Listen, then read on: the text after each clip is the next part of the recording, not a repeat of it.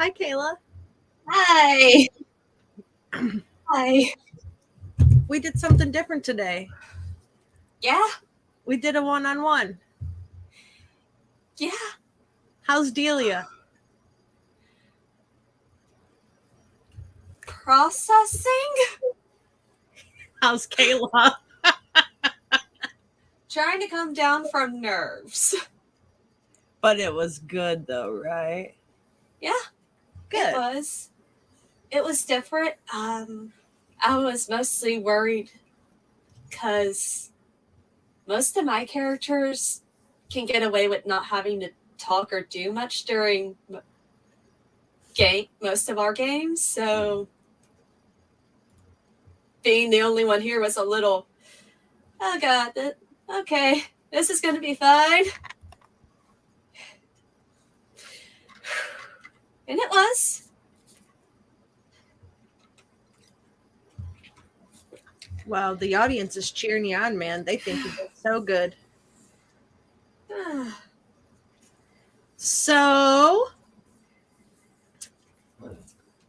which part do you want to talk about first? Oh, God.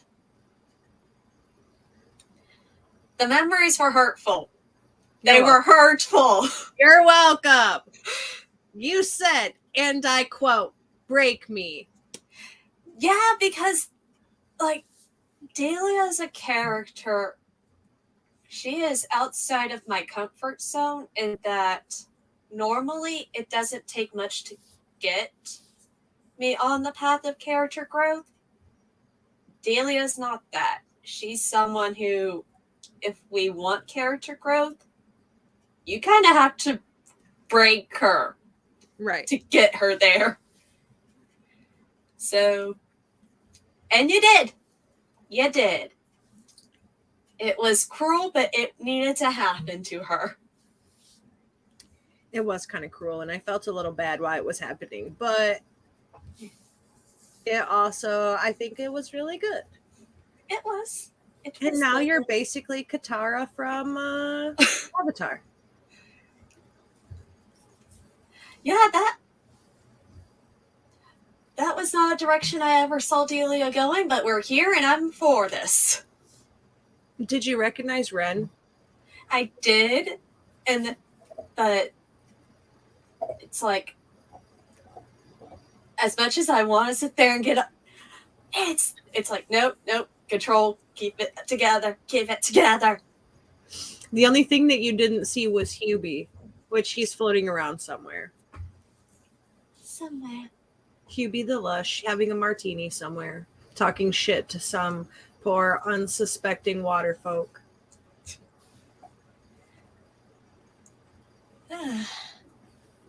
But no, it was great to just kind of start to put Delia on a path where she kind of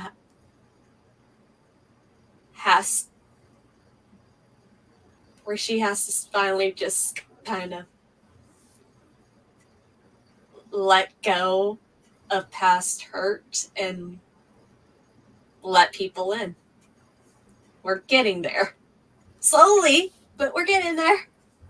Yeah, but it's a slow burn thing, right? Like, we don't need character arc in 2 sessions. Like, it's good. It's good stuff. Like, we haven't even hit character arc for anybody else yet, so you're just first on the chopping block. I am the guinea pig, as always. This is fine. You're good at being my guinea pig. No, I just... But I hope the audience enjoyed that. Yeah, they were. There will be more of you pulling characters aside and doing this. Yeah, there will be. And it's going to be fantastic. One for everybody in the campaign. Everybody will have their standalone at some point. Yeah. Shanae said, "My God, you burned through inspiration like all get out."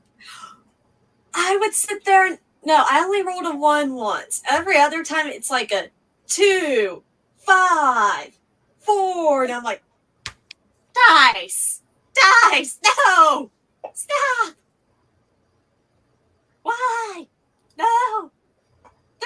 children that are children we got to save. Don't do this to me. And then you realized the children was yourself. And then you were pissed. Yes. Yes.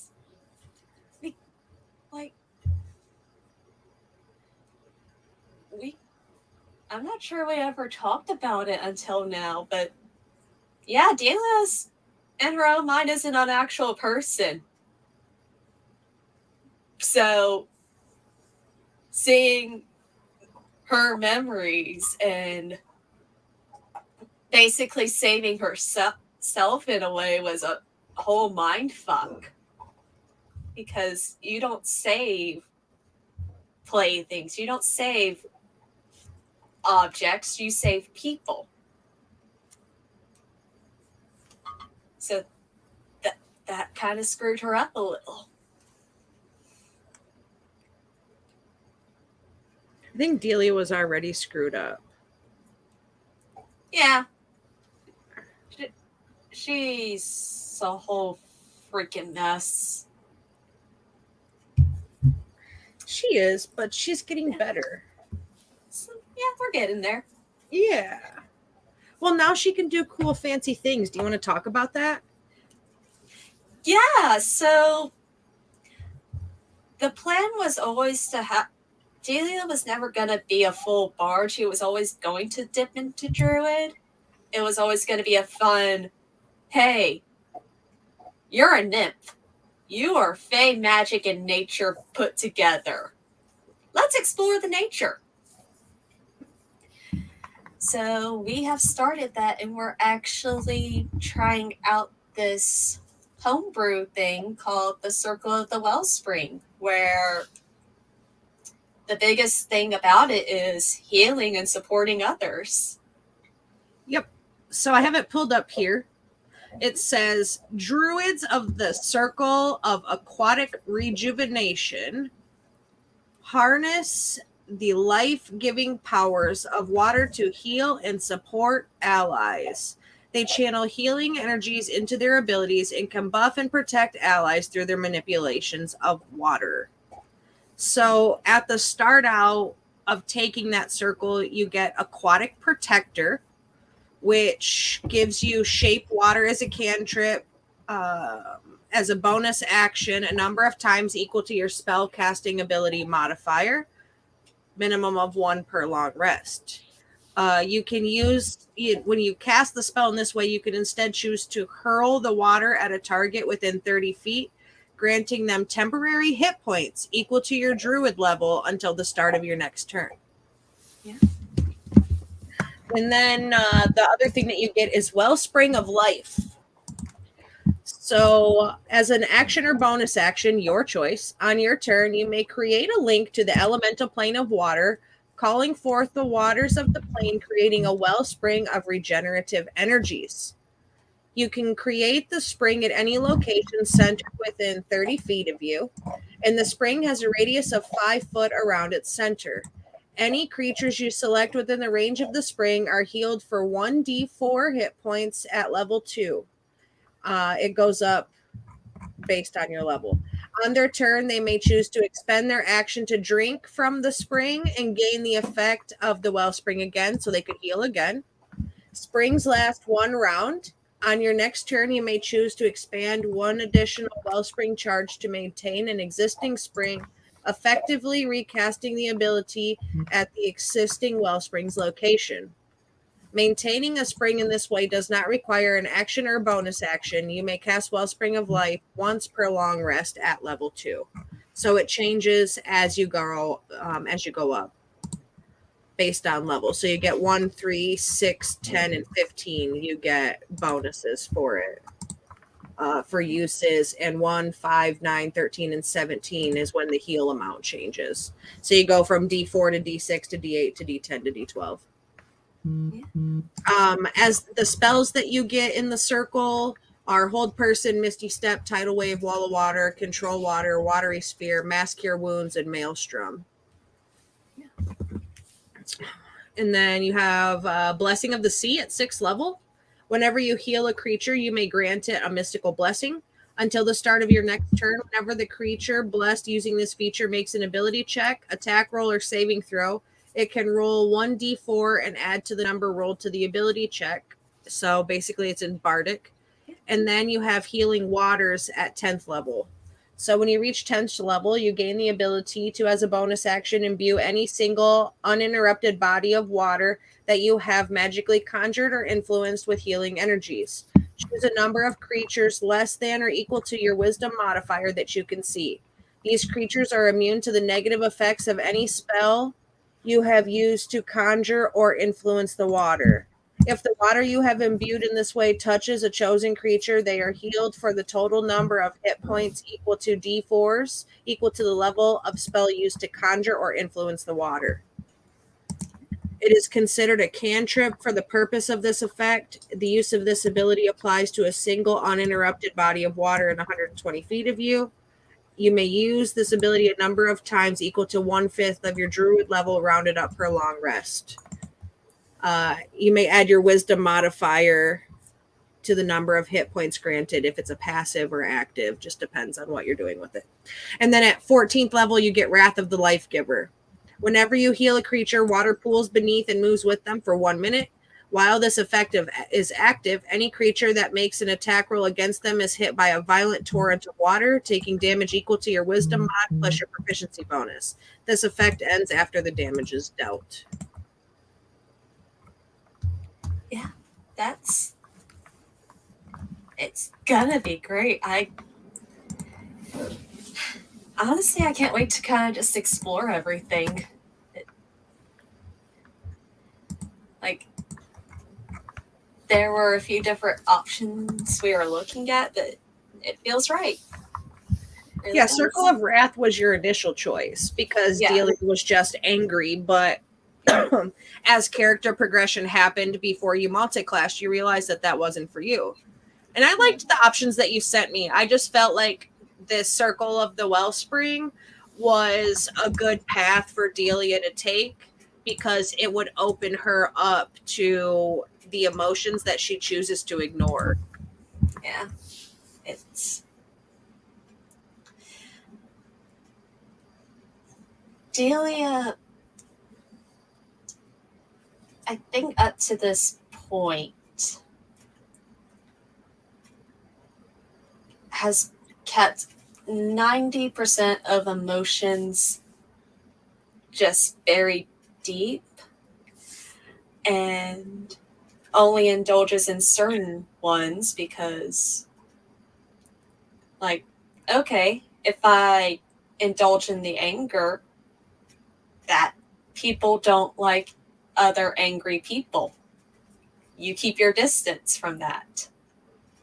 It's a way to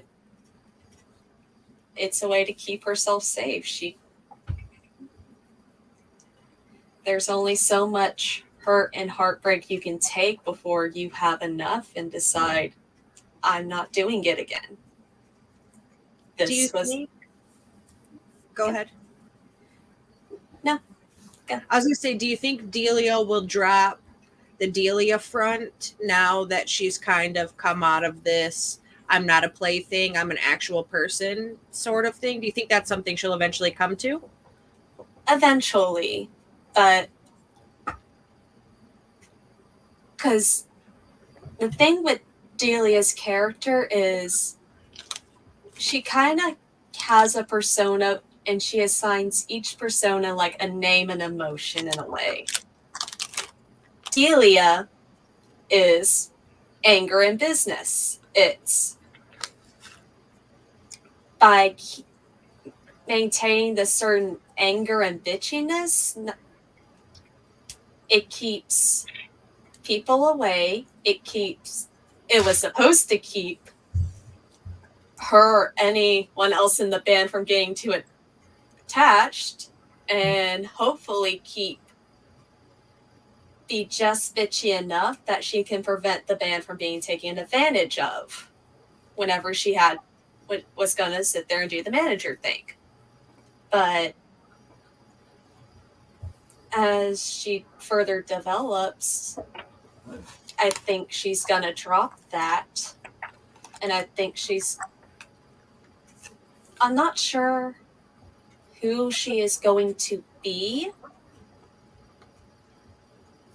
because the name that she keeps using for contracts, whenever the Fae are like, nah, give us a real name. That one, she really feels that name belongs to someone who's dead. Someone who could have been a better person, but life killed that person. So she doesn't know who, at the end of the day, she herself is. Maybe she'll reclaim that, her birth name. Maybe she'll just become something better. I don't know. There's a lot with Delia I don't know, because her character arc and character growth is something I can't plan for. It's something that she has to allow others to influence. That's the big thing with her, is she has to let go of control, and just let go of control. So we will see what happens.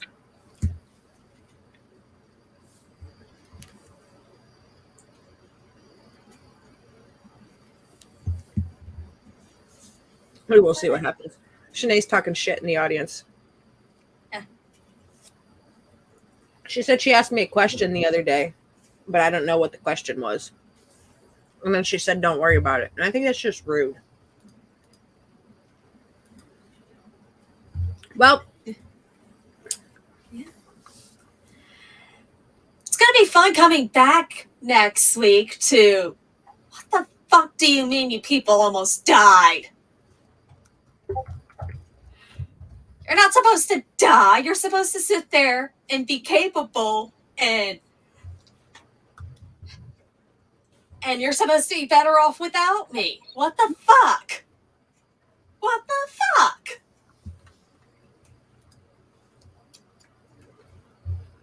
Which I want to take this second to say, I had to miss last week because of work emergency, but I have seen the session.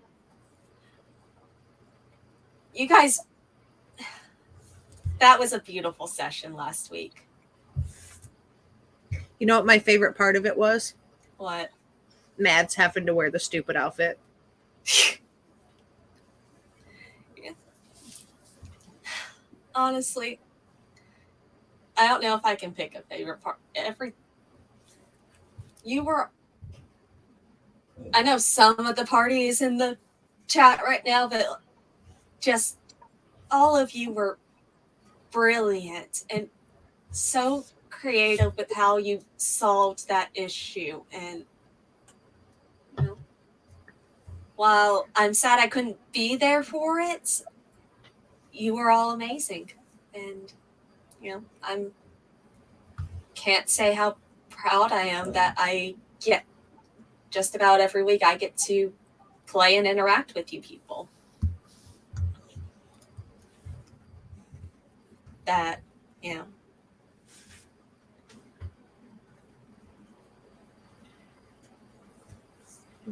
Joe's vile.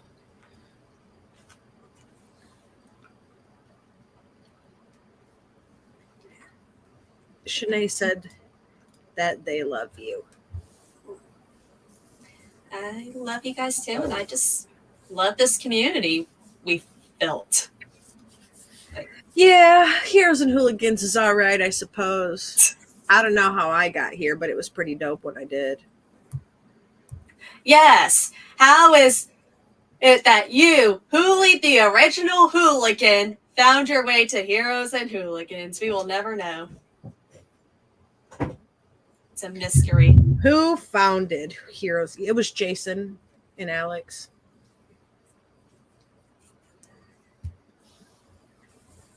It was Jason and Alex. I'm just along for the ride. Well, I think I've played with your emotions enough for this evening, and I am chubby, stoned, and starving. So we'll wrap it up here, and we'll be back next week All right. to find out what happens when you come back to your party. Are you ready for our traditional goodbye? Yes. All right. Let's do this. Bye. Bye.